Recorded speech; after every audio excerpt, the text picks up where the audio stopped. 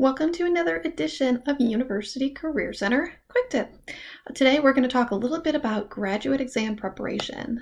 My name is Addie Buckley Burnell, and I'm going to be joined today by Catherine of Academic Support, telling you a little bit about how to prepare for graduate exams.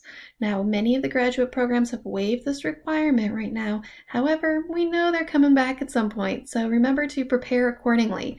Catherine, thank you for joining us today. We look forward to hearing your tips. Thanks so much, Addie. I'm Catherine from Academic Support. I'm one of our graduate academic coaches, and I'm going to talk to you today about preparing for graduate exams. This includes the MCAT, the GRE, the LSAT, the GMAT, or maybe the Praxis.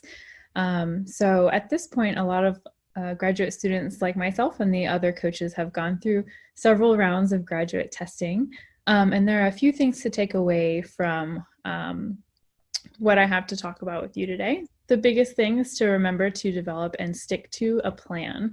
And so that kind of has three different parts. The first, you do want to make sure that you actually have a timeline. If you're able to, go ahead and register as soon as you know that you need to take the test. Having a test date already set gives you a nice deadline and a goal to work towards.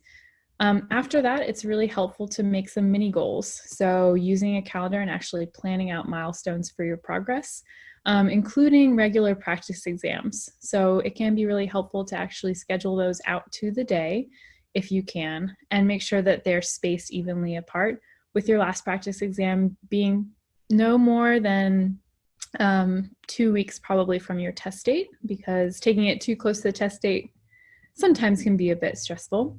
The second tip is to make sure that you don't have to do this alone. Go ahead and let your support system know what you're doing and what your plan is, so that you can have people to help keep you accountable and keep you on track to your schedule. This also includes using outside resources like the testing website, test prep providers like Kaplan, and using other resources like friends and classmates who might be taking the same test as you. It's helpful to just be able to share what resources you do have, like flashcards or maybe even prep books. And then lastly, developing a plan for tackling the actual content is really important as well.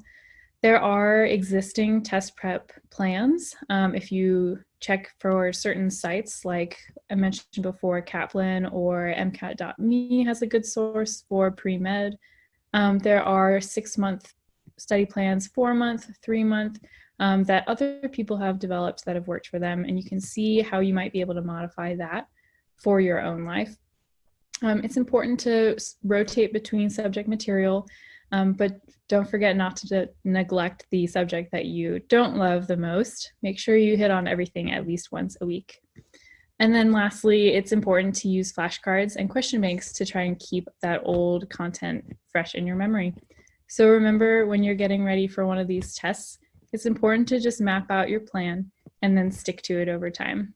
Use what you can to help you stay there, and I know you'll do a great job. Thanks so much. Thank you so much, Catherine. We really appreciate hearing from you today. And if you have more questions, be sure to reach out to Academic Support for more assistance. And then, of course, the University Career Center is happy to help. Have a great day.